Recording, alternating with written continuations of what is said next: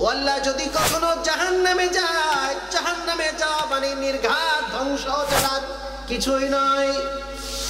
এইভাবে জাহান্নাম থেকে আমরা যে পানা চাই দুনিয়ার জমিনে, অথচ আল্লাহর হাবিব বলছেন পৃথিবীতে এমন কিছু মানুষ আছে যাদেরকে তোমরা কি দেখতে চাও? জাহান্নামের লিস্ট থেকে যাদের নামগুলো বাদ দেওয়া হয়েছে। জুড়ে বলেন সুবহানাল্লাহ।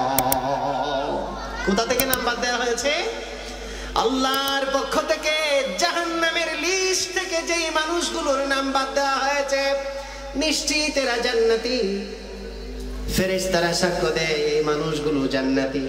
قال فإني سمعت رسول الله صلى الله عليه وسلم يقول, আবু দারদা বলছেন আমি রাসূল করিম সাল্লাল্লাহু আলাইহি ওয়াসাল্লামকে হাদিসটি বলতে শুনেছি, আল্লাহর হাবিবকে বলতে শুনেছি। তিনি বলেছেন, মান সালাকা তরিকান ইয়ালতামিসু ফীহি ইলমান সাহালাল্লাহু লাহু তরিকান ইলাল জান্নাহ।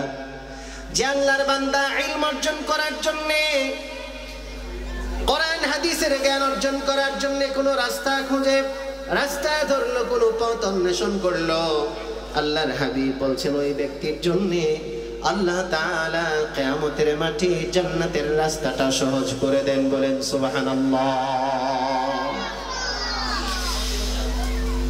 জান্নাতের রাস্তা সহজ করে দেন মানে মুহাদ্দিসিনে কেরাম বলছেন যে কিয়ামতের মাঠে জান্নাত পাওয়াটা অনেক দূরের ব্যাপার হবে।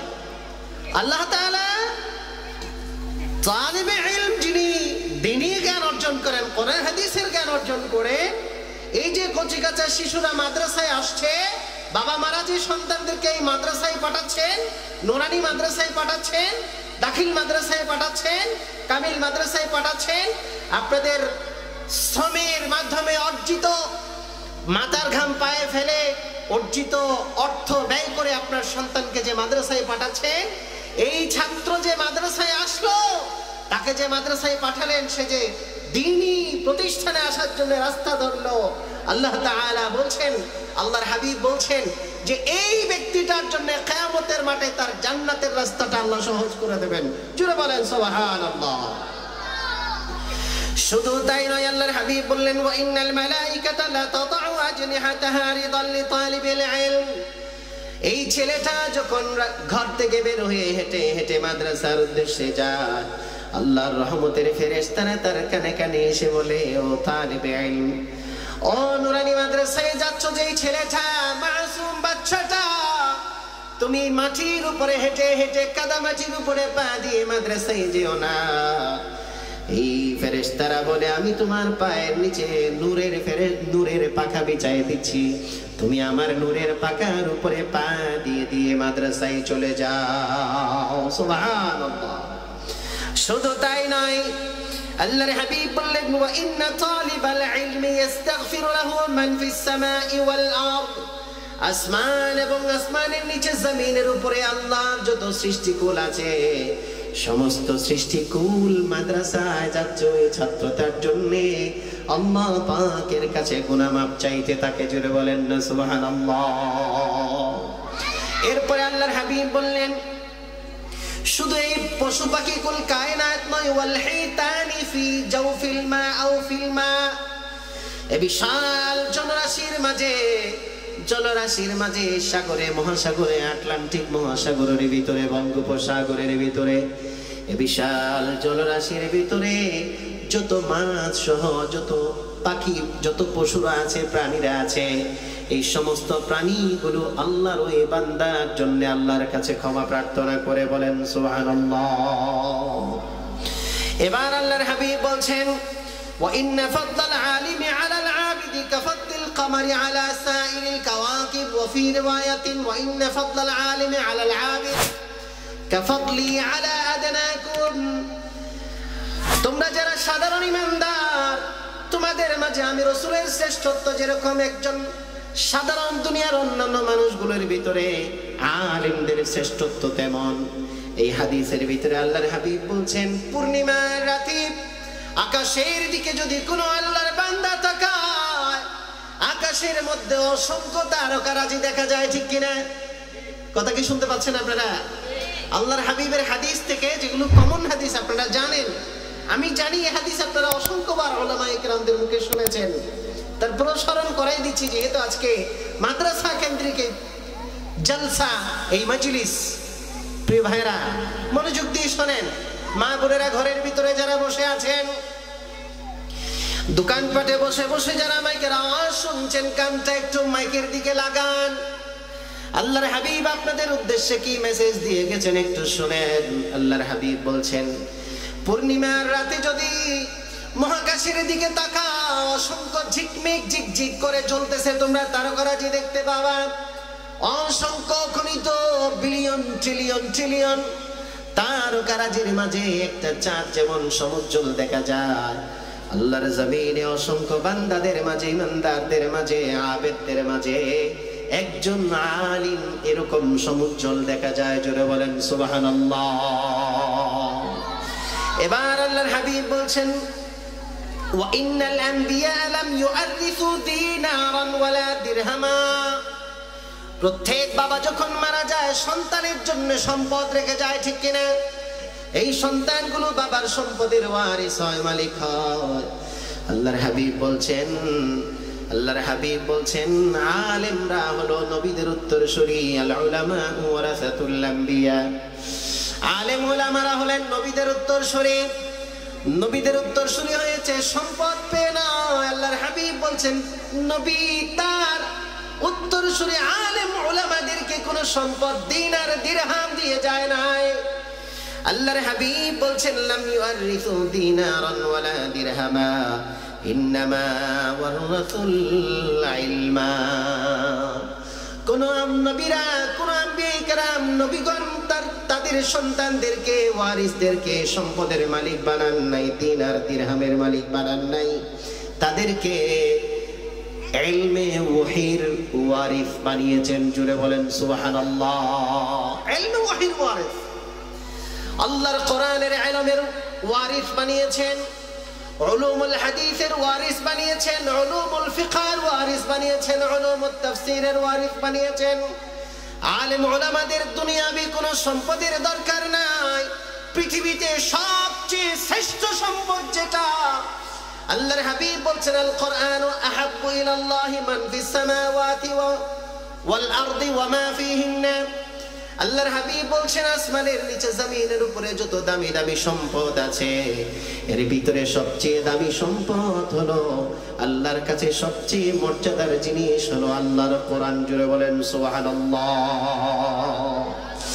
আল্লাহ তাআলার এই কোরআনের ওয়ারিস, কোরআনের ইলমের ওয়ারিস আল্লাহর হাবিব তার উত্তরসূরি আলেমদেরকে বানিয়েছেন, ইলমের উত্তরসূরি বানিয়েছেন। প্রিয় ভাইরা, সেজন্য আমরা যারা মাদ্রাসায় ছাত্রদেরকে পাঠাই, সন্তানদেরকে পাঠাই, এই নিয়তে মাদ্রাসায় পাঠাবো, মাদ্রাসায় পড়ে টাকা পয়সা কামাই করবে সেটা নয়।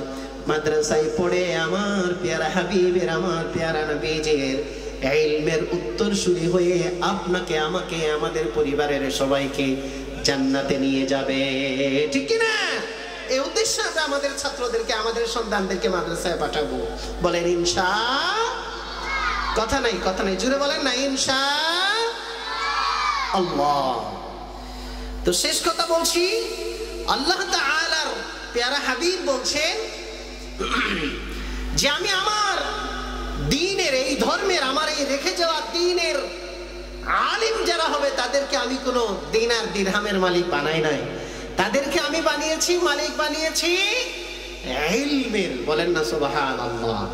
তো আল্লাহর নবীর কাছ থেকে যারা ইলম পাবে, এর চেয়ে দামি ওয়ারিসি, এর চেয়ে দামি মালিকানা আর কি হতে পারে? জুড়ে বলেন না সুবহানাল্লাহ। এজন্য আল্লাহর হাবিব বলছেন, ওয়া ফামান আখাযাহু আখাযা বিহাদ্দিন ওয়াফির। ও মাদ্রাসায় পড়ুয়া সন্তানের বাবা যারা, সন্তানের মা যারা, তালিবে ইলমের, তালিবে ইলম সন্তানের বাবা যারা, মা যারা, কান লাগায় শোনেন, আপনার সন্তানকে যে ইলমে ওয়াহির মালিক বানিয়েছেন, আল্লাহর নবীর রেখে যাওয়া এই সম্পদের মালিক বানিয়েছেন, আল্লাহর হাবিব বলছেন এই ইলমের ওয়ারিস যারা গ্রহণ করবে তারা যেন পিতামাতার কাছ থেকে অর্থাৎ নবীর কাছ থেকে, তাদের রাসূলের কাছ থেকে পরিপূর্ণ অংশটাই যেন সে পেয়ে গেল। জুড়ে বলেন না সুবহানাল্লাহ। এমনি বুঝেন নাই সুবহানাল্লাহ বলতেছেন? এক বাবার 3 সন্তান, সম্পদ আছে এক কানি। আমরা কক্সবাজারের মানুষ বলি কানি, আপনারা কি বলেন জানি না, কানি বলেন না? এক কানিরে 3 ভাগ করলে যা হয়। এখন বাবা এক সন্তানরে কম দিছে, বুঝেন নাই? লেগে গেছে ঠেলাঠেলি 3 ভাইয়ের মধ্যে। পরে বাবার উপরে লানত দিছে, কয় তুমি কেমন বাবা হইলে, আমার যথাযথ পাওনা যেটা এটা দাও নাই। আছে না নাই? এরকম আছে না? বাবার উপরে লানত দেয়। আল্লাহর হাবিব বলছেন ওয়ালা'নাল্লাহু মান লা'নাল ওয়ালিদা। আল্লাহর হাবিব বলছেন কয়েকটা মারাত্মক কবিরা গুনাহ আছে, তার ভিতরে একটা কবিরা গুনাহ হলো যে সন্তান সন্ততি তার বাবা মার উপরে লানত দেয়। বিষয় এটা ছিল না, বিষয় ছিল এটা বাবার কাছ থেকে পরিপূর্ণ অংশ না পাওয়ার কারণে বাবার উপরে লানত দেয়, ভাই ভাই ঠেলাঠেলি দেয়। আছে না নাই? আল্লাহর হাবিব বলছেন যে ব্যক্তি সম্পদের মালিকানা চায় নাই, সন্তানের জন্য সম্পদের মালিকানা চায় নাই, দুনিয়াবি কোনো দামি সম্পদের মালিকানা চায় নাই, এই বাবা আর মা মিলে চেয়েছে আমার সন্তান আমার রাসূলের ইলমের ওয়ারিস হবে। আর যে ব্যক্তি তার সন্তানদেরকে ইলমের ওয়ারিস বানাতে পারলো, আল্লাহর হাবিব বলছেন এই সন্তানটা, এই আলেমটা তার পরিপূর্ণ অংশটাই যেন পেয়ে গেল। বলেন সুবহানাল্লাহ। প্রিয় ভাইরা, আপনারা যারা আপনাদের সন্তানদেরকে মাদ্রাসায় পাঠান, মাদ্রাসায় যারা পাঠান, এই যে কচি কাঁচা বাচ্চাগুলো এখানে বসে বসে ফুসাফুসি খোসাখুশি ঠোসাঠুসি গুনগুনানি এই যে করতেছে না, এটা কত দামি জিনিস জানেন? এটা কত দামি মানুষ জানেন? আমরা সারা রাত কাঁদি আল্লাহর দরবারে, আল্লাহ আমার একটু জান্নাত দাও, আয় আল্লাহ আমাকে জাহান্নামের আগুন থেকে বাঁচাও। রব্বানা যালামনা আনফুসানা ওয়া ইল্লাম তাগফির লানা ওয়া তারহামনা লানাকুনান্না মিনাল খাসিরিন। এই দোয়া বলে বলে আল্লাহর কাছে আমরা ক্ষমা চাই, ঠিক কিনা? আবার বলি রব্বানা সরিফ আন্না আযাব জাহান্নাম ইন্না আযাবাহা কানা গরামা। আয় আল্লাহ তুমি আমাকে জাহান্নামের আগুন থেকে বাঁচিয়ে দাও, জাহান্নামের আগুন থেকে হেফাজত করো আল্লাহ। ও আল্লাহ যদি কখনো জাহান্নামে যায়, জাহান্নামে যাওয়া মানে নির্ঘাত ধ্বংস ছাড়া কিছুই নয়। এইভাবে জাহান্নাম থেকে আমরা যে পানা চাই দুনিয়ার জমিনে, অথচ আল্লাহর হাবিব বলছেন পৃথিবীতে এমন কিছু মানুষ আছে যাদেরকে তোমরা কি দেখতে চাও? জাহান্নামের লিস্ট থেকে যাদের নামগুলো বাদ দেওয়া হয়েছে। জুড়ে বলেন সুবহানাল্লাহ। কোথা থেকে নাম বাদ দেওয়া হয়েছে? আল্লাহর পক্ষ থেকে জাহান্নামের লিস্ট থেকে যেই মানুষগুলোর নাম বাদ দেওয়া হয়েছে, নিশ্চিত এরা জান্নাতি। ফেরেশতারা সাক্ষ্য দেয় এই মানুষগুলো জান্নাতি। ফেরেশতারা সাক্ষ্য দেয় এই মানুষগুলো, বলেন না এই মানুষগুলো জান্নাতি। ফেরেশতারা সাক্ষ্য দেয়। আল্লাহর হাবিব বলছেন মান আহাব্বা আন ইয়ানজুরা ইলা উতাকাইল্লাহি মিনান নার। ও দুনিয়ার জমিনের মানুষ, ও ইমানদারেরা শোনো শোনো শোনো, তোমরা কি কোনো আল্লাহর পক্ষ থেকে জাহান্নামের লিস্ট থেকে নাম বাদ পড়ে গেছে জান্নাতি কোনো বান্দা কি দেখতে চাও নাকি? দেখতে পছন্দ করো নাকি? যদি দেখতে চাও, আল্লাহর হাবিব বললেন ফালিয়ানজুর ইলাল মুতাআল্লিমিন। বলেন না সুবহানাল্লাহ। ও দুনিয়ার জমিনে কচি কাঁচা বাচ্চা যেগুলা মাদ্রাসায় হেঁটে যায় দুষ্টুমি করে করে, আমার মাদ্রাসায় কোনো বাচ্চা যখন আসে বেশি দুষ্টুমি করে, মাদ্রাসার ছাত্ররা তুলনামূলক স্কুলের বাচ্চার চেয়ে মাদ্রাসায় যে ছাত্রগুলো যায় এদের দুষ্টুমির পরিমাণটা বেশি থাকে। বিশ্ববিদ্যালয়ে যখন পড়ি, কোরআনিক সায়েন্সে ছিলাম, আজকে যিনি প্রধান মেহমান এখানে ডক্টর বিএম মফিজুর রহমান আজহারি, আমার সরাসরি উস্তাদ। বিশ্ববিদ্যালয় জীবনে কোরআনিক সায়েন্সে থাকা অবস্থায়, পড়া অবস্থায় আমার একজন উস্তাদ ছিলেন মাদানী, ডক্টর নোমান হাসান হাফিজাহুল্লাহ। জিজ্ঞেস করেছিলেন আমাকে, সরওয়ার তুমি তো নাকিব, তুমি বলো পৃথিবীর জমিনে সবচেয়ে সিরাতে মুস্তাকিমের উপরে প্রতিষ্ঠিত আল্লাহর কোন বান্দা? আমি অনেক উদাহরণ দিলাম, কয় হয় নাই। তো কোনটা হবে? উস্তাদ বললেন যেই ছাত্র হিফজখানায় যায়, যেই মাসুম বাচ্চাটা হিফজখানায় যায়, ওই বাচ্চাটা হলো পৃথিবীর জমিনে সবচেয়ে বড় সিরাতে মুস্তাকিমের উপরে। জুড়ে বলেন সুবহানাল্লাহ। কারণ কি জানেন? কারণ এই বাচ্চাটা যখন হাফেজ হবে, হাফেজ হয়ে যখন আলেম হবে, একজন সাধারণ আলেম আর হাফেজ হয়ে আলেম হওয়ার মধ্যে আসমান আর জমিনে তফাৎ। সুবহানাল্লাহ। সেজন্য তিনি হয়তো তিনার এটা মনে হয়েছে যে মাদ্রাসায় যে ছাত্রগুলো যায় তাদের চেয়ে হিফজখানায় যে পড়ে, আপনারা দেখবেন হিফজখানার ছাত্রগুলো তুলনামূলক দুষ্টুমি বেশি করে, ঠিক না বেঠিক? আপনাদের এখানকার ছাত্র মনে হয় হিফজখানাগুলো একটু শান্তশিষ্ট, আমি জানি না। তা আমারও প্রতিষ্ঠান আছে আলহামদুলিল্লাহ। আপনাদের কাছে দোয়া চাচ্ছি আমার প্রতিষ্ঠানের জন্য। আমার বড় ভাই, আমার সিনিয়র, আপনাদের মাননীয় মহাপরিচালক যিনি কমপ্লেক্সের, আমাদের মাওলানা আশরাফুল মাওলা ভাই, তিনি জানেন, দেখেছেন। আমি দেখেছি মাদ্রাসার ছাত্রদের মধ্যে হিফজখানার ছাত্রগুলো তুলনামূলক দুষ্টামি বেশি করে। তার কারণ হলো এই, শয়তান আল্লাহর সাথে চ্যালেঞ্জ করেছে, লাআকুদান্নাহুম সিরাতাকাল মুস্তাকিম সুম্মা লাআতিয়ান্নাহুম মিন বাইনি আইদিহিম ওয়া মিন খালফিহিম ওয়া আন আইমানিহিম ওয়া আন শামাইলিহিম ওয়া লা তাজিদু আকতারাহুম শাকিরিন। এটা শয়তানের চ্যালেঞ্জ ছিল আল্লাহর কাছে, আল্লাহর সাথে। আমি ডান থেকে আক্রমণ করব, বাম দিক থেকে আক্রমণ করব, পিছন থেকে আক্রমণ করব।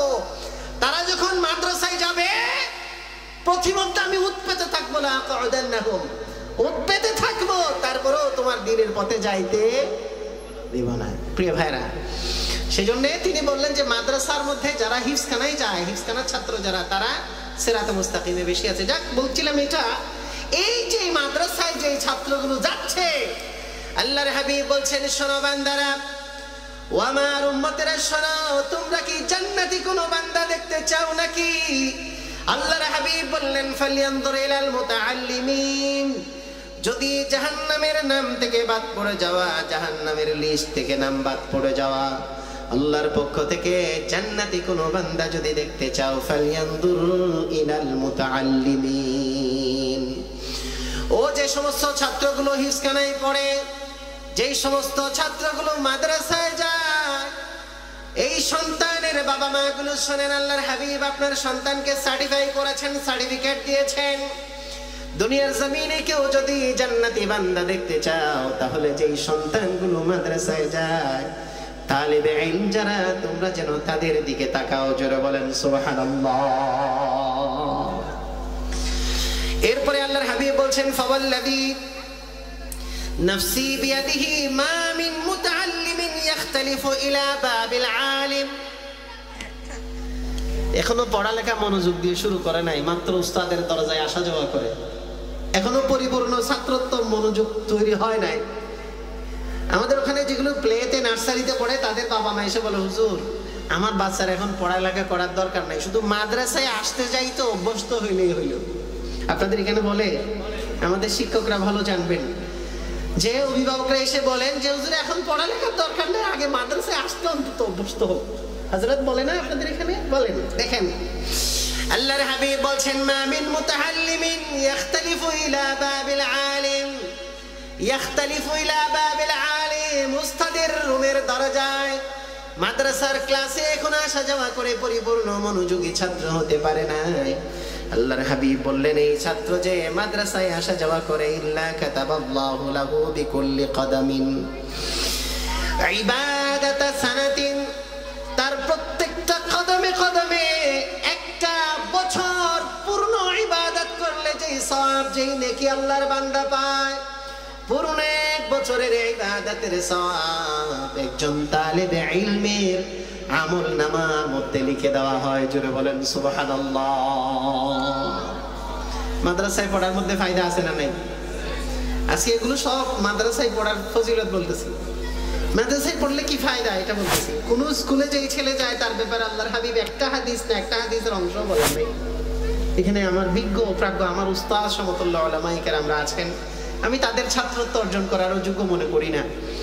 আপনারা মুরব্বিয়ানে কেরাম আছেন যারা পড়ার চেষ্টা করেন, জানেন, উলামায়ে কেরামদের মুখে শুনেছেন।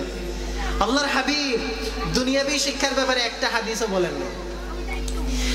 আল্লাহর হাবিব বলছেন, এরপরে শুধু তার আমলনামায় প্রত্যেকটি কদমে কদমে এক বছরের ইবাদতের আমল লিখে দেওয়া হয়। এতটুকুতে শেষ নয়, ওয়াবানাল্লাহু বিকুল্লি কদামিন মাদিনাতান ফিল জান্নাহ, তার প্রত্যেকটি কদমে কদমে আল্লাহ তাআলা জান্নাতের ভিতরে এক একটা শহর নির্মাণ করেন। ওয়ায়ামশি আলাল আরদি ওয়া হিয়া তাস্তাগফিরু লাহু, যেই জমিনের উপর দিয়ে আল্লাহর এই বান্দা তালিব ইলম হেঁটে যায়, ওই জমিনটা, যেই জমিনের উপরে এই মাদ্রাসার ছোট ছোট কচি কাঁচা ছেলেগুলো হেঁটে যায়, এই কচি কাঁচা বাচ্চাগুলো যেই জমিনের উপরে পা রাখে, ওই জায়গাটা, ওই জমিনটা তাদের জন্য আল্লাহর কাছে গুনাহ মাফ চায়। জোরে বলেন না সুবহানাল্লাহ। কি মর্যাদা আল্লাহ তাআলা দিয়েছেন দেখেন। এরপরে আল্লাহর হাবিব বলছেন ওয়ায়ামশি ওয়ায়ুসবিহু মাগফুরান লাহু, তার রাত যায় সকাল হয়, রাতের গুনাহগুলো আল্লাহ মাফ করে দেন। দিন যায় সন্ধ্যা হয়, দিনের বেলা যে গুনাহগুলো করেন আল্লাহ তাআলা মাফ করে দেন। এরপরে ওয়া শাহিদাতিল মালাইকাতু আন্নাহুম উতাকাউল্লাহি মিনান নার, ফেরেশতারা তখন তাদেরকে দেখে দেখে বলে, আল্লাহর হাবিব বলছেন এই ফেরেশতারা এই মাদ্রাসায় যাচ্ছে, এই যে কচি কাঁচা বাচ্চাগুলো, এই যে আপনাদের কি নাম, রাজেশপুর নূরি দাখিল মাদ্রাসা, মাহমুদ আজিজ হেফজুল কোরআন নুরানি মাদ্রাসা এবং এতিমখানায় যেই ছাত্রগুলো আসে আর যায়, তাদেরকে দেখে দেখে ফেরেশতারা বলে ওয়া শাহিদাতিল মালাইকা, আল্লাহর হাবিব বলছেন যে ফেরেশতারা সাক্ষ্য দেয় আন্নাহুম উতাকাউল্লাহি মিনান নার, আল্লাহর পক্ষ থেকে জাহান্নামের আগুন থেকে পরিত্রাণ প্রাপ্ত বাচ্চাগুলো হচ্ছে এরা। জুড়ে বলেন না সুবহানাল্লাহ। মাদ্রাসায় পড়ার মধ্যে ফজিলত আছে না নাই? বলেন না আছে না নাই? এতে মর্যাদা কেমন? এক শায়ের বলছেন यही है जिनके सुने को फजीलत है इबादत पर, यही है जिनके सुने को फजीलत है इबादत पर, उन्हीं के इत्तिका पर नाज करती है मुसलमानी, उन्हीं की शान को ज़ीबा नबूवत की वरासत है, उन्हीं की शान को ज़ीबा नबूवत की वरासत है, उन्हें क्या काम है दीनी मराशिम की निगहबानी, अगर खिलवत में बैठे हो तो जलवत का मजा आए। आलेम उलामाদের কাছে গেলে ভালো লাগে, কথা বলে না? আলেম উলামাদের কাছে বসলে ভালো লাগে, হক্কানি রব্বানি উলামায়ে কিরামদের সামনে বসলে ভালো লাগে না? তাদের চেহারা দেখলে ভালো লাগে না? এই সমস্ত মানুষগুলো দেখলে ঈমান তাজা হয়ে যায় না? এটা তো হাদিস শরীফের কথা। এইজন্য শায়ের বলছেন अगर खिलवत में बैठे हो तो जलवत का मजा आए, अगर खिलवत में बैठे हो तो जलवत का मजा आए, और आई अपनी खिलवत में तो साकित हो सुखुंदानी, और आई अपनी खिलवत में तो साकित हो सुखुंदानी। जुड़ बोलें ना सुबहानाल्लाह। प्रिय भाईरा, आलेम उलामाদের কারণে দ্বীন ইসলাম টিকে আছে, আলেম উলামাদের কারণেই সাধারণ মুসলমানদের ঈমান টিকে আছে।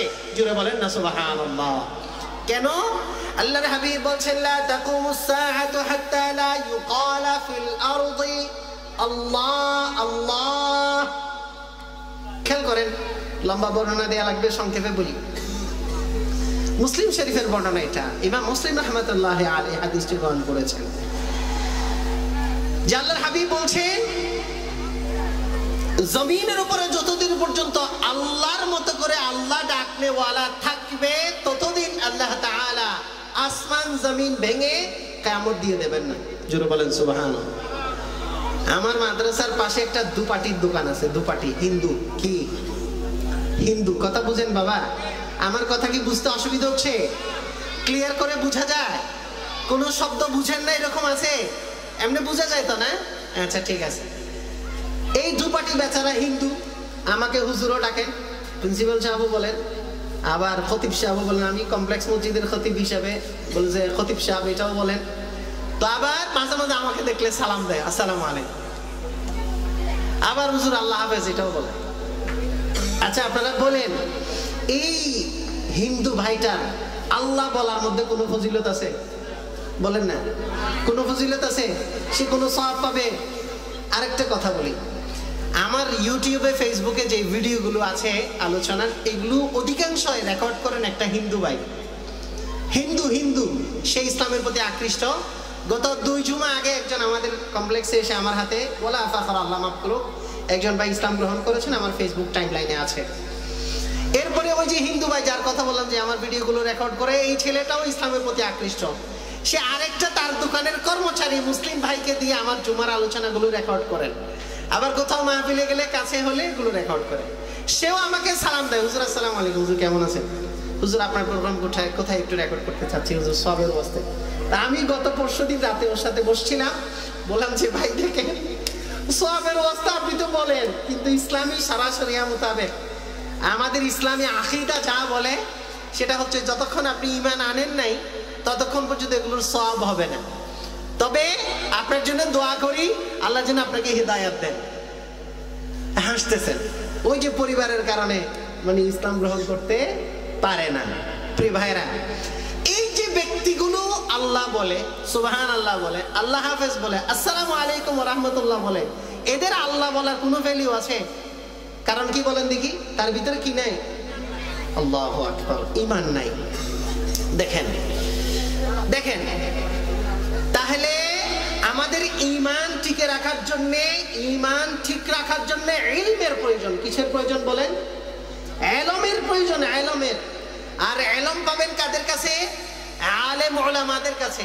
তো আলেম উলামা তৈরি হবে কোথায়? বলেন না কোথায়? বুঝে থাকলে বলেন, আলেম উলামা তৈরি হবে কোথায়? মাদ্রাসায়। এই মাদ্রাসা যদি না থাকে যোগ্য আলেম তৈরি হবে না।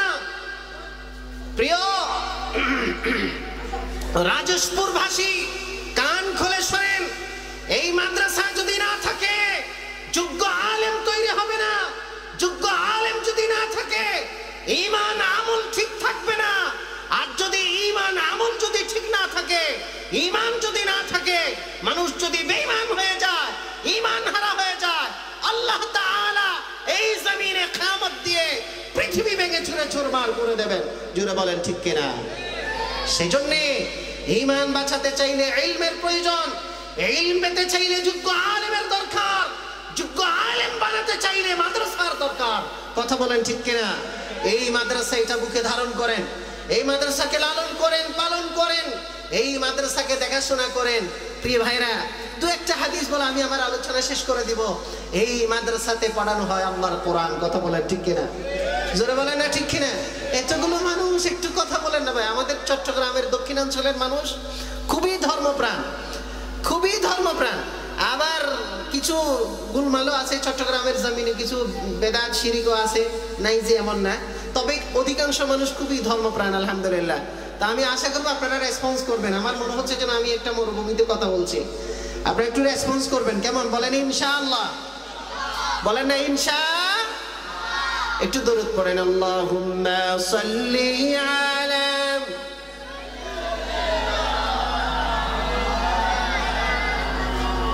জোরে জোরে। সাইয়্যিদিনা মাওলানা আয় আশিকে রব্বিল উলা, বেশক তো মাহবুবে খুদা, বরতু সালামে সদ হাজার, বরতু দুরুদে বেশুমার। আল্লাহুম্মা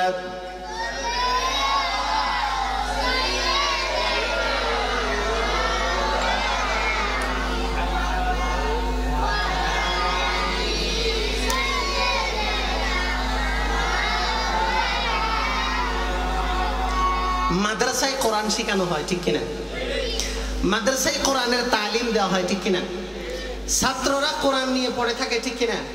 হিফজখানা ছাত্ররা রাত দিন 24 ঘন্টা আল্লাহর কোরআনের সাথে লেগে আছে। জুড়ে বলেন না সুবহানাল্লাহ।